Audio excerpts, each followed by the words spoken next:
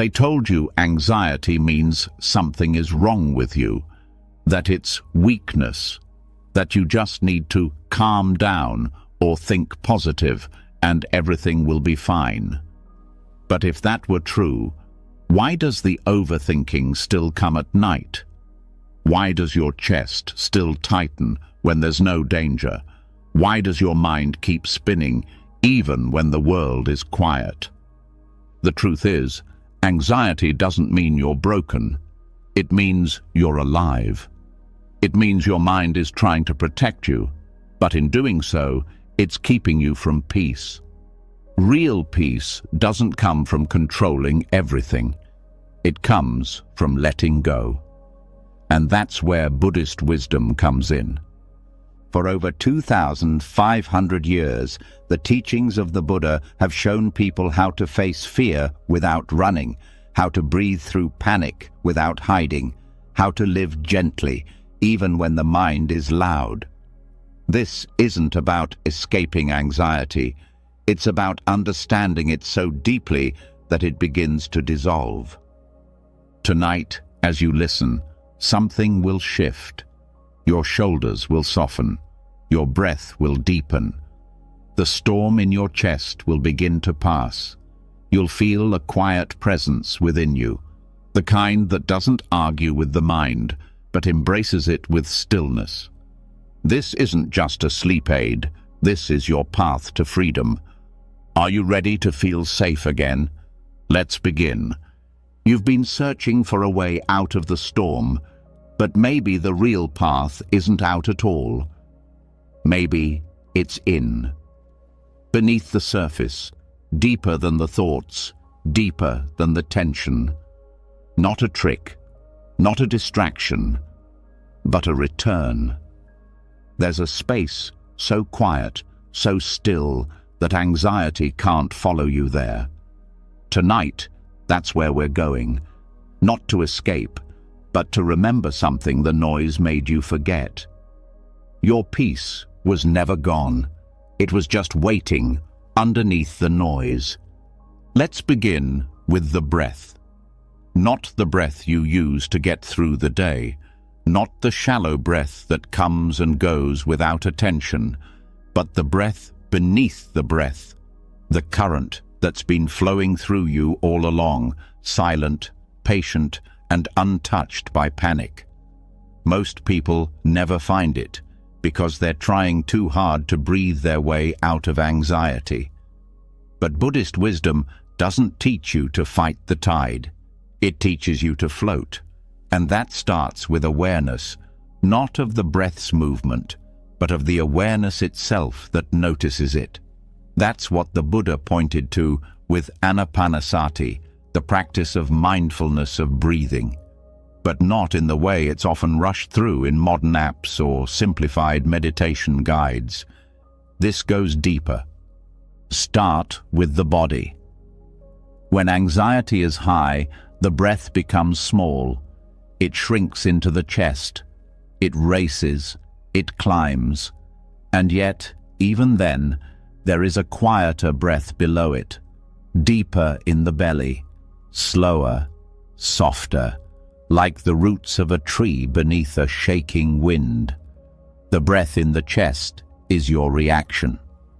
The breath in the belly is your return. Buddhist monks often place one hand on the abdomen and simply feel the natural rise and fall, not controlling it, just watching. Why? Because that lower breath isn't manipulated by fear. It doesn't care about deadlines or social pressure. It follows the ancient rhythm of life itself. When you bring your awareness down into it, even just for a moment, something shifts. It's like your nervous system recognizes its true tempo again. No force, no effort, just presence. But we go even deeper, not just to the breath in the belly, but to the awareness that notices the breath. That's the real key. In Anapanasati, the Buddha didn't say just to watch the breath. He said to be aware of the entire body breathing, and then to be aware of the mind watching. It's not about focusing so hard that you forget everything else. It's about loosening the grip on thought by resting in the observer behind it.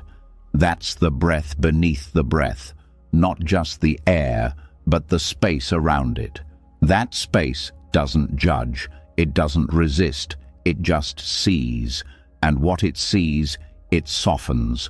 Anxiety thrives in the tightness between moments, in the mind trying to predict, fix, prepare. But what happens when you shift attention to the gaps instead of the grasping? Try noticing the stillness at the end of the exhale. That pause, that empty moment before the next breath begins. That's the doorway. That space is not anxious. That space holds no fear. And the more you touch it, the more familiar it becomes. You start to realize that anxiety is just a surface wave, but underneath, there's an ocean that never stopped being calm. In Buddhist monasteries, monks are taught to walk slowly, breathe slowly, speak slowly, not to become sluggish, but to match the inner rhythm of peace, to retrain the nervous system to stop dancing to the tune of panic. This isn't laziness, it's precision. It's remembering that the breath can be your anchor, not by controlling it, but by trusting it. That's something most people never learn. They try to breathe away anxiety by inhaling deeper, forcing calm. But the more you try to force stillness, the more it runs away. The real stillness is already there. You just have to meet it where it lives. Think of it this way. Most of your day, your attention is riding on thought, on words, on stories. What if you shifted it down, like stepping out of a noisy room into a quiet forest? The breath beneath the breath is like that forest. No opinion, no judgment, just space, just movement, just now. And anxiety, as loud as it is, cannot live in pure now. It needs time to survive. It needs a future to fear, a past to regret. But the breath doesn't live in either. It's always present. And presence is anxiety's antidote. When the Buddha instructed his monks on breathing, he didn't tell them to imagine peace. He told them to feel each breath fully, long, short, deep, shallow, and then to notice how the mind responded. He didn't say to silence the mind. He said to understand it. And as understanding grows, panic weakens. Not through suppression, but through clarity. Because when you see clearly, you stop fighting. And when you stop fighting, peace enters. Not like a flood, but like a gentle light seeping through the cracks. That's what this is. Light through the cracks of tension, of tiredness, of trying to keep it all together. What if there's nothing to keep? What if the breath knows exactly what to do without you managing it? Right now, your body is breathing without your help. That's not a failure. That's proof of trust. And the more you trust it, the more you realize that the part of you always trying to solve is the part that's most tired. That part doesn't need to be fixed. It needs to rest. In the stillness of night, the mind gets louder. That's why this practice matters. Not to numb yourself, not to escape, but to come home.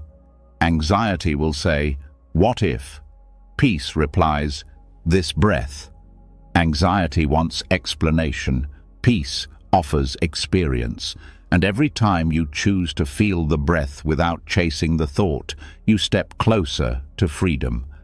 Not in some dramatic awakening, but in the simple act of sitting, breathing, and watching without resistance. The breath beneath the breath has no story. It doesn't care who said what. It doesn't care what happens tomorrow. It's just here, with you, quietly saying, stay. That's the beauty of it. You don't have to do anything to be worthy of peace. You just have to stop running from it. And that starts by feeling what's already here. The breath in the belly, the space around the inhale, the pause after the exhale. That's where you live. That's where you're real. Anapanasati, in its deeper forms, reveals that the breath is not just a bridge to calm, it's a mirror. It shows you where you're tight, where you're pushing, where you're trying too hard. And in that awareness, you can soften. You can relax the control. You can let each breath be enough. That's the teaching. Each breath is enough. You don't need to fix every thought. You just need to breathe with it, under it, beyond it. That shift is small, but it changes everything. Because when you stop fighting the breath, you stop fighting yourself. And when you stop fighting yourself, anxiety has nowhere left to live. So now, as your eyes get heavy and the thoughts begin to slow, stay with the breath. Not the breath you push, not the breath you measure, but the breath that breathes itself. The one below your worry, the one beneath the thinking. Stay there. Let it carry you. Let it hold you. Let it remind you of the peace that was never gone, only hidden. And as that quiet begins to rise like warmth from deep earth, you'll notice something else. You're not trying anymore. You're just being. And in that, you're finally free. Now let's keep going. There's more to release, more to uncover, because the bowl has been full for too long, even after the breath has slowed, even after the body has softened. There's one more place where anxiety hides, inside the need to keep thinking. The breath may be calm, but the mind still stirs. It whispers questions that don't need answers, pokes at problems already solved, and loops you back into worries just when you thought you were free. That's the trap, not of fear itself, but of too much. Too many thoughts, too many attempts to fix what isn't broken. And in Buddhism, there's a word for what breaks that cycle: santuti, contentment, the wisdom of knowing when enough is enough. An anxious mind doesn't stop because it finds the perfect solution. It stops when it's given permission to stop. But no one ever taught us that. We were told to keep digging, keep questioning, keep solving. That more clarity would bring peace. That more information would finally close the loop. But the truth is, most of the time, more just means heavier. A bowl that's already full doesn't get better with more water. It spills. And that overflow is exactly what overthinking feels like. A life poured too far past enough. So, what do we do when the bowl is full?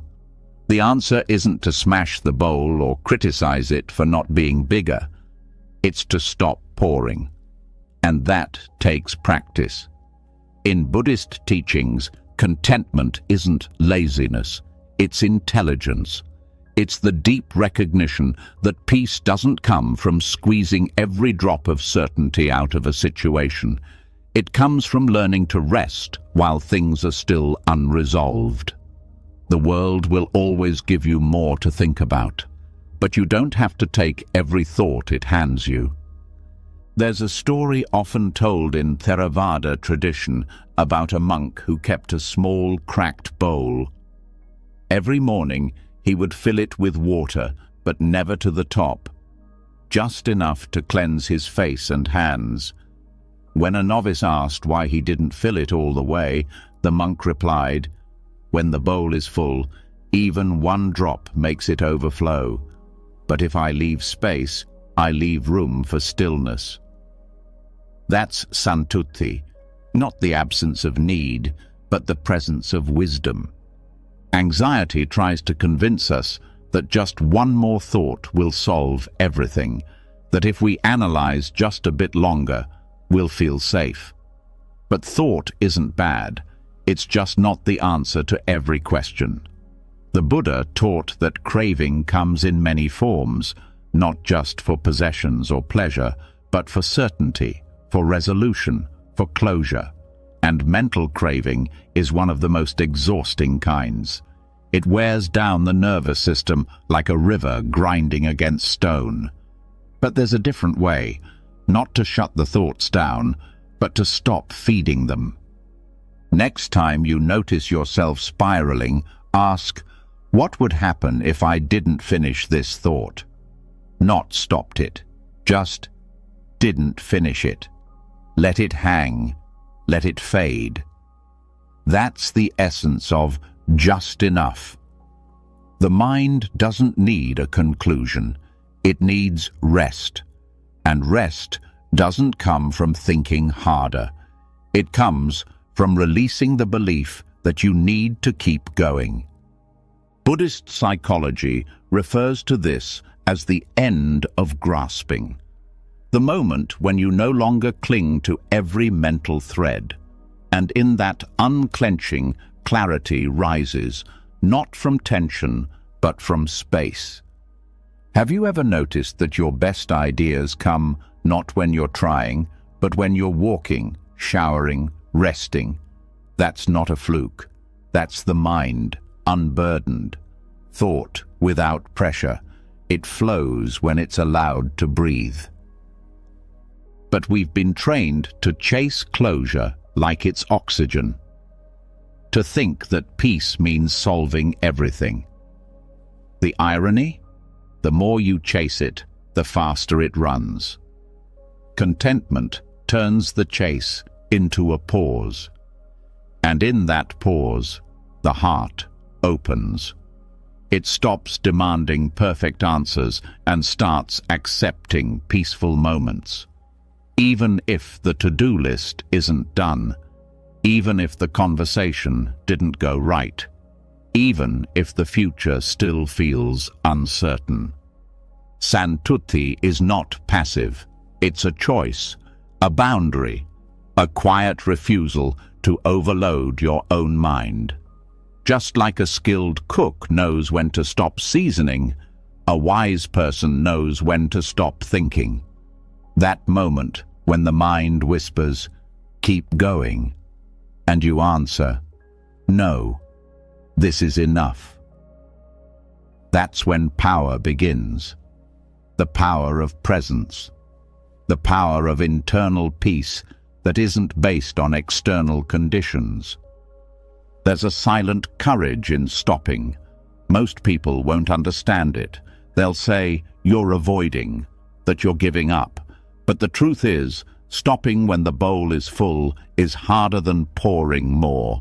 It takes awareness. It takes self-trust. To stop trying to mentally rehearse every possible outcome. To stop editing the past. To stop building castles of what if in a sky that hasn't yet opened. That's not giving up. That's waking up. When Buddhist monks finish their chanting or meditation, they don't rush to reflect on how it went. They bow, they close, they leave space. That ritual of completion matters. It teaches the nervous system to rest. Not because everything is perfect, but because everything is held with enough attention already. So, what if you adopted that?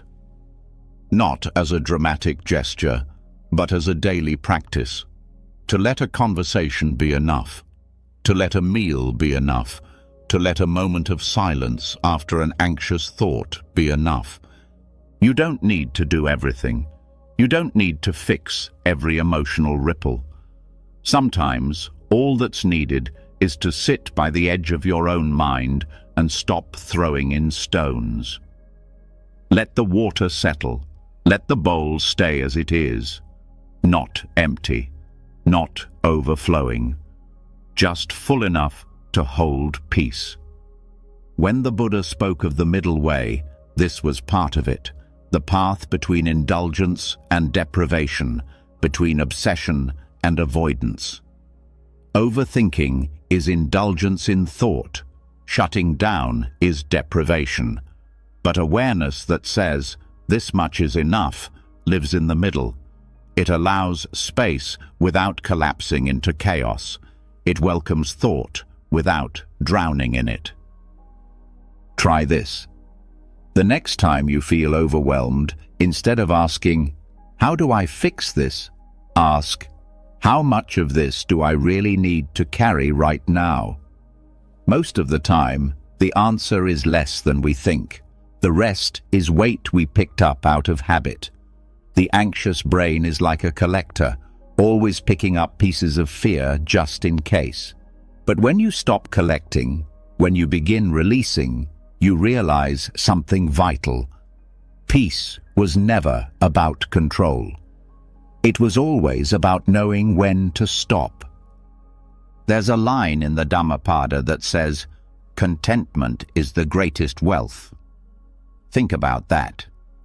Greater than success, greater than knowledge. Because contentment lets you sleep at night. It lets you breathe in traffic.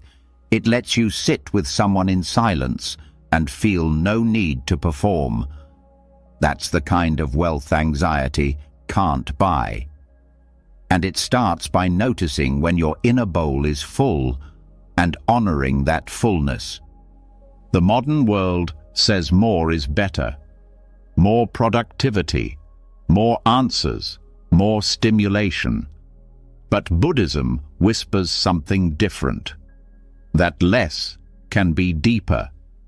That silence can speak. That simplicity isn't lack, it's clarity. And anxiety, it doesn't thrive in clarity, it thrives in clutter. So clean the bowl, not with force, with space, with stopping. This isn't easy, especially when you've lived your whole life believing you have to earn your right to relax. But Santuti doesn't ask for proof, it just asks for presence, for the willingness to say, this is enough for now, not forever, just now. And in that now, you're allowed to rest. So if your mind is still spinning, that's okay. Don't fight it. Don't try to silence it. Just stop pouring. Let the thoughts settle on their own, like dust in still air. They always do. And in that stillness, you may feel something strange. Lightness, space, a mind that isn't desperate to fill every moment, a heart that beats without demand. That's the peace you've been chasing. And it was here, waiting, right beneath the overflow. Now take one more breath, and let it be the last thing you need for now. Not because you finished the thought, but because you don't need to. Not anymore. There's a freedom in that. Even when we learn to stop pouring into a full bowl, even when the breath slows and contentment is tasted, there's often still something underneath, something harder to name. A tightness, a shadow that doesn't speak loudly, but follows quietly. It's not the anxiety that screams, it's the one that whispers, the one that pretends it's helping, the one that shows up as the need to manage everything, the fear of not knowing, the craving to stay in control. This is the anxiety that doesn't look like panic.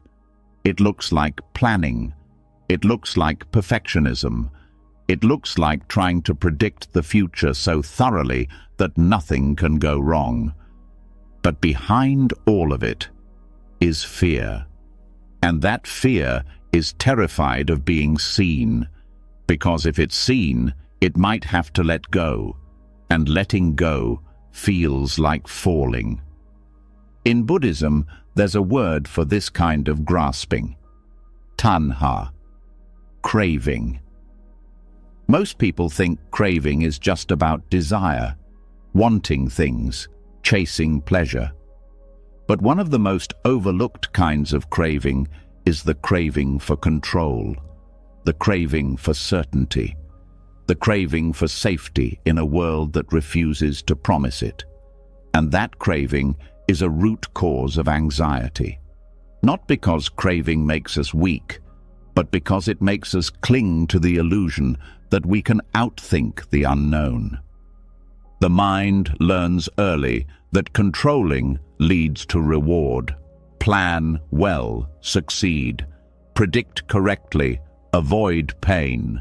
But somewhere along the way, this smart habit mutates into a prison. The mind starts trying to control things it can't. The mood of others, the twists of fate, the random movements of life. And every time it fails, the fear grows. Not because the danger is real, but because the illusion cracks. And nothing terrifies craving more than losing its illusion. But here's the truth. Fear isn't your enemy. It's your teacher. And the craving for control? It's not a flaw.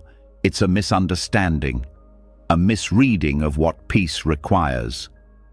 The anxious mind believes it must do something to be safe, but Buddhist practice invites us to see through that illusion, not by force, not by logic, but by awareness.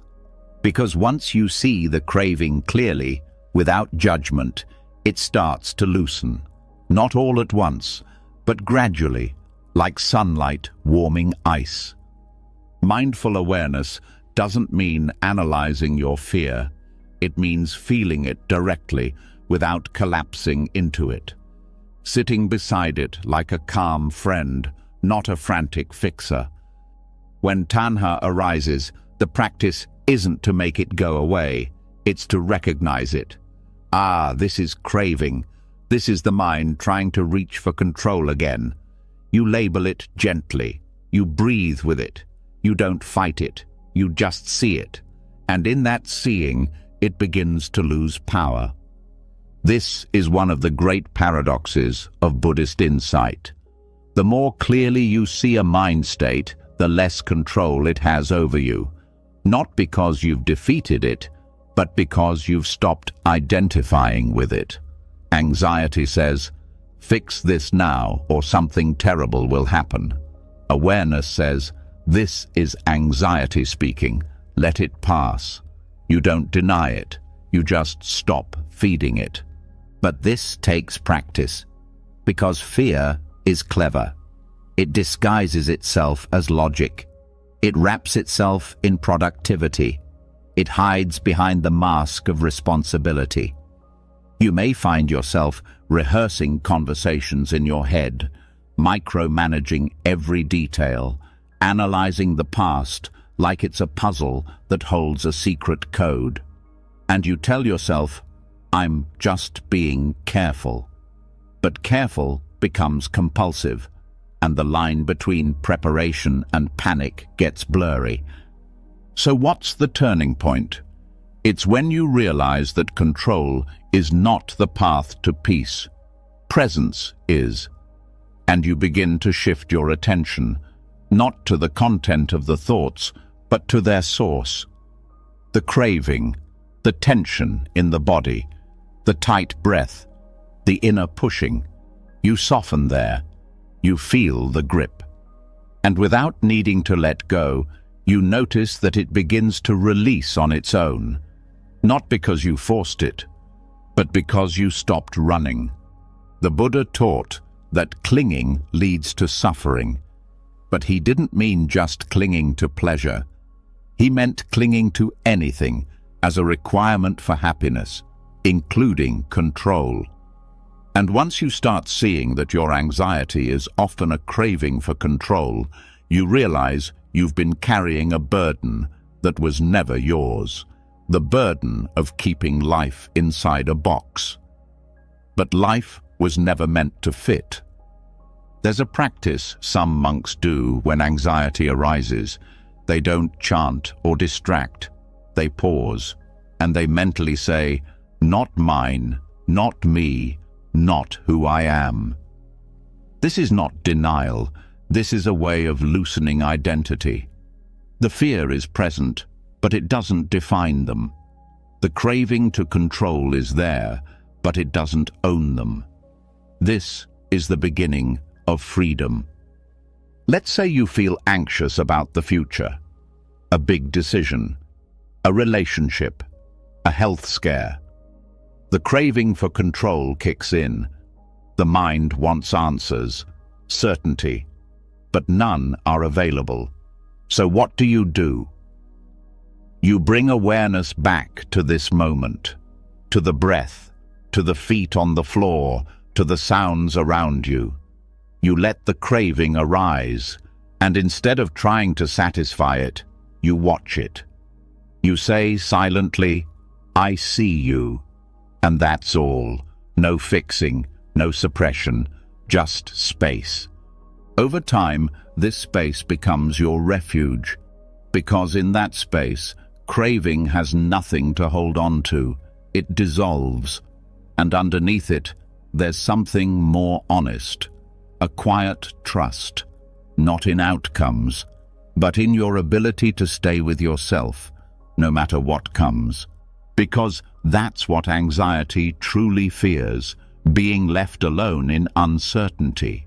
But if you can learn to stay with yourself, the fear no longer has to run. It can rest because you're not leaving, you're here, you're breathing, you're present, and that presence is stronger than any false sense of control. This doesn't mean you stop planning or caring. It means your actions come from peace, not panic. You still take care of what matters, but you're not held hostage by the need to guarantee results. You live, you choose, you move through life, but the grip softens. The craving loses its hold. And when you do feel the craving rise again, and you will, you greet it like an old friend. You say, "Ah, the mind is scared again.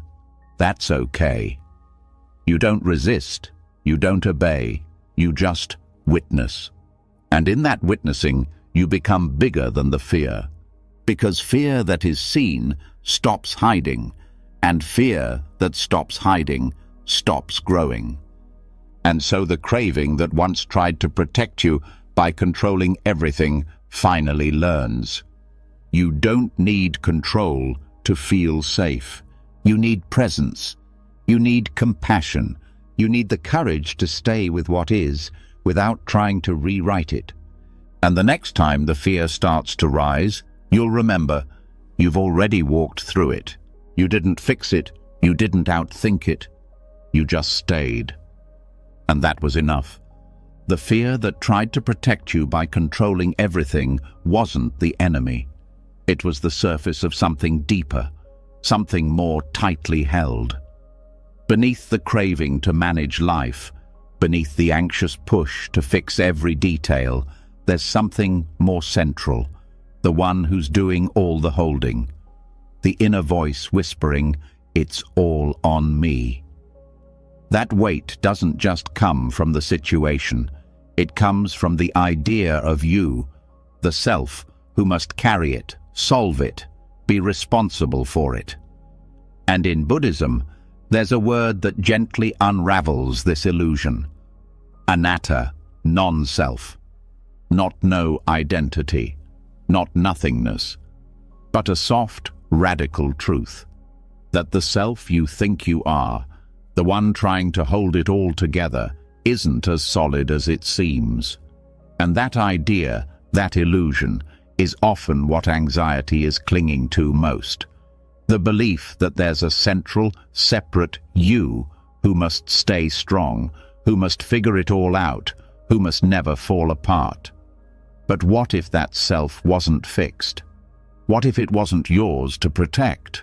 Anxiety is heavy because it builds on the assumption of a self that's in danger, a self that could fail, a self that must do more, be more, get everything just right. But the Buddhist teaching of non-self doesn't try to erase you. It helps you see through the parts that aren't truly you, the mental constructions, the labels, the pressure points where you identify too tightly with the mind's version of you. There's a common metaphor in Buddhist tradition, the raindrop and the ocean. A raindrop falls, separate, complete, seemingly alone, but the moment it touches the ocean, it isn't destroyed. It becomes vast. It loses nothing of its essence, but gains something immeasurable. This is what it's like when the self dissolves into awareness, when the anxious identity that says, "I have to keep everything together," finally relaxes into something bigger, something that's been holding it all along. Right now, you might feel like a self with a problem, a self with too many thoughts, a self under pressure. But what if what's real isn't the self, but the awareness that's watching it? That's where the shift begins. When you move from being the thinker to being the space that sees the thoughts. When you stop trying to fix the self and start resting in what holds the self. Spacious awareness. This awareness doesn't have a story. It doesn't panic. It doesn't identify. It just sees. It sees the fear, the craving, the tension, and it doesn't flinch, because it's not a person. It's not a role. It's not a voice in your head. It's the silence underneath all of that, the space that lets everything arise without becoming anything itself. That's who you truly are, not the anxious voice, but the open field behind it. But that voice is convincing. It tells you, if you let go of the self, everything will fall apart. It says, this identity is all you have. It clings because it believes that holding tighter will prevent pain. But it's the holding that creates the suffering. The grip is the tension. And non-self doesn't mean giving up. It means loosening that grip. Seeing that the one doing the grasping is made of thoughts, not stone. Try this. Close your eyes and listen for the next thought. Don't judge it. Just watch it come. Then ask, who noticed that thought? Don't answer too fast. Just rest in the question. Let it open something. The one who noticed isn't a character. It's not a voice. It doesn't have an opinion. It's just aware, silent, free. That's what the Buddha pointed to, not as a theory, but as a direct experience. When awareness becomes the center, the self can dissolve. And with it, anxiety changes, because anxiety needs a self to anchor into. It needs a character to scare. But when the self is seen through, the fear has nowhere to land. It may still arise, but it floats like a cloud with no sky to cling to. And that's the freedom. Not that fear disappears, but that it can't hold you anymore. There's a teaching in the Pali Canon where the Buddha says, just as a skilled butcher cuts away the skin from the flesh, so too does one with insight separate awareness from identity. This isn't violence, it's clarity. It's the gentle art of disidentifying with the roles, the names, the inner drama, of realizing this tension isn't mine, this fear isn't who I am. And in that space, what's left is peace. Not because you found it, but because you stopped mistaking yourself for the one who needed to. Many monks train in this by sitting for hours, not to escape, but to observe the flickering of the self, how it appears, how it clings, how it dissolves. And over time, they learn to trust the ocean more than the raindrop. Not as an idea, but as a living experience. They stop defending the self and start relaxing into presence, and with that, anxiety weakens. Not because they're stronger, but because there's less self for the fear to attach to. The irony is that letting go of the self feels like the end of control, but it's actually the beginning of real safety. Because the separate self is always vulnerable, always one comment away from shame, one outcome away from collapse. But awareness, it cannot be harmed, it cannot be insulted, it cannot be broken, because it was never a person to begin with. It's just space, infinite, gentle, unshakable. And that's what you return to every time you stop clinging, every time you let the thought pass, every time you rest in the watcher, not the worrier.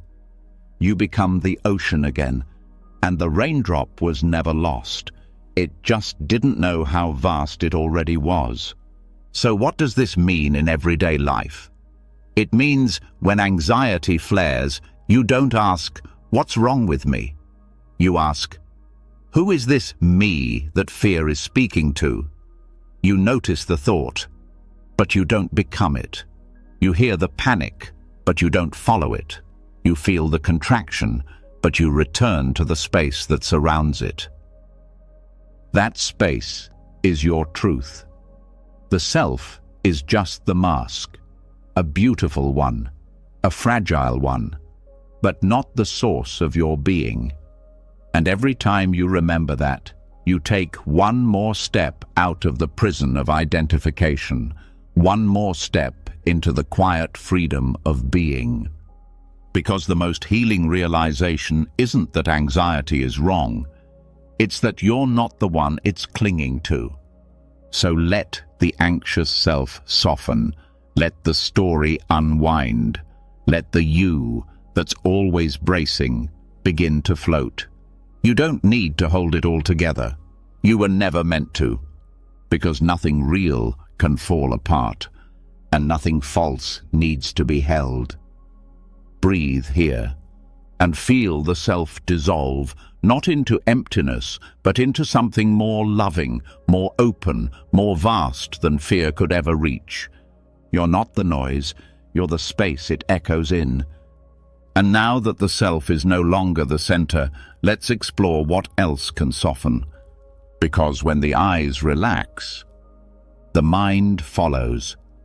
Once the grip of the anxious self begins to loosen, something unexpected starts to happen. Tension that had no name begins to release. Not just in thought, not just in emotion, but in the body, in the senses, in the way the world is seen. Because the anxious self doesn't only live in your story, it hides in how you hold your face, how your shoulders sit, how your eyes scan the room for threats that aren't even there. Long after the fear has left, the body still waits for it to return. And one of the first places this waiting shows up is in the eyes. In Buddhist monastic training, there's a rarely discussed practice that holds profound power, relaxing the gaze. Not just to rest the body, but to calm the mind. Because when the eyes are tense, darting, or overly focused, the nervous system reads it as danger. But when the eyes soften, when the gaze stops reaching and begins to receive, everything inside starts to shift. It's not magic. It's neurobiology. And it's also deep Dharma. You don't need to close your eyes to find peace. Sometimes the path begins by changing how you see. Not just metaphorically, literally. Letting the eyes rest without fixating. Letting vision be open instead of narrowed. Because a hard gaze creates a hard mind, and a soft gaze invites a softer inner world. When monks walk through forests or sit beneath trees, they're often taught not to look directly at any one thing for too long. Not to analyze, not to grip with the eyes, but to let vision become panoramic, unfocused, but awake. This isn't laziness, it's deliberate surrender, because when the eyes are scanning too intensely, it tells the mind there's something to be afraid of. And when that signal softens, the mind gets permission to rest. Anxiety doesn't always roar. Sometimes it stares. It watches the future through mental images, sharpens focus on problems, magnifies the smallest detail into danger. This tight visual channel feeds the alarm system. It says, stay alert, don't miss anything. But the truth is, hypervigilance doesn't prevent pain. It prolongs it. And the habit of sharp focus becomes a habit of inner contraction. Relaxing the gaze begins to undo that contraction. You let your eyes rest on nothing in particular. You feel the space around your sight, not just the objects within it. It's like watching the sky, not the birds. And slowly, the breath responds. The jaw loosens. The shoulders drop, because the mind follows the eyes, and soft eyes are a signal that you are safe now. There's deep science behind this. The sympathetic nervous system, the fight or flight response, activates when the eyes are narrow, fixated, or rapidly shifting. But the parasympathetic system, the rest and digest state, activates when the eyes soften, when peripheral vision widens, when the gaze becomes gentle. This is how the body tells the brain, we're okay.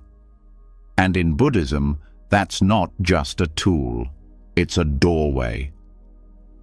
Many people try to calm their thoughts directly, but the mind doesn't always listen to logic. It listens to the body, and the eyes are a fast channel. Instead of arguing with anxiety, you can change how you're seeing, not by looking away, but by looking differently. Less like a searchlight, more like a window open to the breeze. Softening the gaze isn't about daydreaming, it's about shifting from control to presence, from grasping to receiving, from pushing outward to allowing inward. This isn't New Age suggestion, it's an ancient teaching. The Buddha taught his monks to walk with their eyes lowered slightly, focused gently on the ground ahead, not to hide from life, but to meet it without resistance. And when you try this, even now, you might feel it. A subtle wave of calm, not because the world changed, but because the lens through which you see it changed. The world didn't become less stressful. Your body stopped bracing for it. And in that tiny moment, the inner war paused. This is how the sensory gate opens. You shift the input, and the output transforms. You allow the body to lead the mind. You stop trying to calm yourself with words alone, and instead, you meet the nervous system through the senses it trusts most. Let your gaze settle now. Don't stare. Don't drift. Just let vision be soft. Let the edges blur. Let your awareness feel the room, not scan it. Let the walls be walls. Let the objects sit without labeling them. Just see, and then feel what follows. You may notice your inner world stop sprinting. You may find the muscles that didn't know they were clenched start to open. This is not passive. This is active stillness. The discipline of no longer chasing. The skill of resting while awake. In Zen tradition, this is sometimes called open-eyed meditation, a way to train in life, not apart from it. A practice that says, your eyes can be open and your soul still soft. For those living with chronic anxiety, this may feel unfamiliar. The eyes have been trained for years to scan for the next threat, the next problem, the next judgment. And that vigilance has a cost. It keeps the system lit like a warning lamp, even when there's no fire. So when you soften your vision, you're telling your brain, the fire is out. You can rest now. Try doing your daily activities with this gaze. Wash the dishes while letting your eyes rest gently on the water, not focused, just present. Walk slowly and allow your peripheral vision to open. Notice how the mind quiets when the eyes stop trying to manage the scene. And yes, this will feel strange at first, especially if you've spent years over-focusing. It may feel like you're not paying attention, but you are. You're just paying attention without pressure. You're meeting the moment without force. And that changes everything. This is not detachment. This is release. The release of holding life too tightly. The release of using the eyes as a spotlight for fear instead of a window for stillness. You may even begin to notice that the way you look at the world shapes how the world feels. A sharp gaze makes everything urgent. A soft gaze makes everything spacious. And in that space, anxiety melts, because there's nothing to fight, nothing to chase, just presence, just enough. This is what monks mean when they speak of seeing with the heart. It's not poetry, it's physiology. When your gaze softens, your whole system softens. And in that softness, you remember something you forgot during the fight. That peace isn't behind effort, it's behind surrender. You don't need to fix your anxiety tonight, you just need to soften around it. Let your vision be the invitation. Let your body feel what it's like to stop searching. Let your mind receive that signal and say, I am allowed to be still now. And when you wake tomorrow, you may find your day begins differently. Not because the stress is gone, but because you're no longer meeting it with sharpness. You're meeting it with ease. Now that your eyes are soft and your nervous system is listening, let's go even deeper. Because sometimes anxiety isn't coming from what's happening now. It's coming from something struck long ago, still echoing in the mind like a bell. As the eyes begin to soften and the mind starts receiving instead of reaching, something buried starts to rise. Not a panic, not a thought, a presence, a hum beneath the quiet. It doesn't come from what's happening now, but from something long ago, something unresolved. It's the echo of a moment that never fully ended.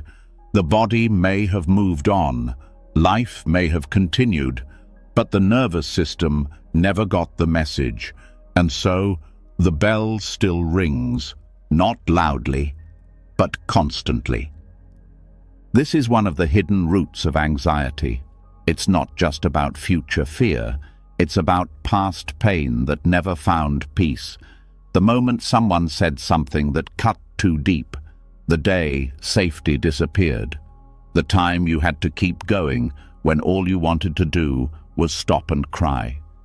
These aren't memories, these are trapped signals, emotional patterns encoded in breath, posture, reflex, reaction. They don't announce themselves. They blend into your current mood, making today's anxiety seem spontaneous, when really it's inherited from yesterday. In Buddhist meditation, especially in Vipassana, this is one of the great insights. The present is rarely pure. It's colored, tinted by echoes of what wasn't healed. That's why the same comment from two different people feels so different. Why some situations make your heart race without warning. Why restlessness appears in stillness. You're not overreacting. You're reacting to the past, using the language of the present. The bell that was struck may have been a small event, a word spoken carelessly, a look that made you feel unseen, a moment of failure that still clings to the ribs like it just happened. These moments lodge themselves not because they're dramatic, but because they were too heavy to carry when they arrived. So the mind did what it could. It stored them. But stored emotion doesn't disappear. It just waits for a trigger. Vipassana teaches you how to stop running from that trigger, not by diving into stories, but by observing sensation. When the old echo arises, it doesn't always look like a memory. Sometimes it's a tightness in the chest, a sudden heat, a spinning thought that won't stop. And instead of trying to explain it, the practice is to feel it, fully, clearly, without naming it, without pushing it away. The body remembers what the mind has forgotten, and through sensation, it begins to speak. You start by sitting still, not because stillness is peaceful, but because it reveals what's hidden, the agitation that's been avoided, the sorrow that's been compressed. You sit and feel, not to suffer, to see. Vipassana means clear seeing, and that seeing isn't intellectual, it's visceral. You feel the ripple of old pain, the heat behind the thought, the trembling behind the smile, and you don't flinch, you witness, because only what is fully seen can be fully released. Anxiety loses power when the past stops pretending to be the present. And for that to happen, you need to slow down enough to notice the difference. A boss isn't just a boss when the echo of a parent's anger still lives in your nervous system. A friend's silence isn't just silence when it mirrors the rejection you never spoke about. Vipassana doesn't ask you to analyze all this. It asks you to sit with the sensation it creates and stay. The staying is the key. The bell wants to be heard, not silenced, not repressed, just fully felt without being relived. You don't go back into the story. You go forward into the sensation. That tight knot in your stomach, that burning behind the eyes, that's the echo. That's the bell ringing again. And when you sit with it, not running, not fixing, just breathing, it begins to fade. Not because you forced it, because you finally heard it fully. There's a moment in every Vipassana retreat when someone realizes their present anxiety isn't about what's happening now. It's about what never got to finish. The interrupted sadness, the frozen fear, the panic that had to be swallowed. And in that realization, a door opens. A way out that doesn't involve fixing the world, just feeling what's already here without distraction. This isn't easy. It's not glamorous. There are no fireworks, just sitting, breathing, watching. And slowly, piece by piece, the nervous system rewrites its relationship with old emotion. It learns that presence is safe. That sensation is not danger, that the past is not now. Even if the bell rang decades ago, your body might still be vibrating from the sound, and the only way to stop the echo is to stop pretending it's gone. Feel it. Breathe with it. Label nothing. Just sense. The more you do this, the more you notice subtle changes. The pain doesn't vanish, but it shifts, it spreads, It becomes movement instead of blockage, and eventually it leaves. Not every echo needs to be explained.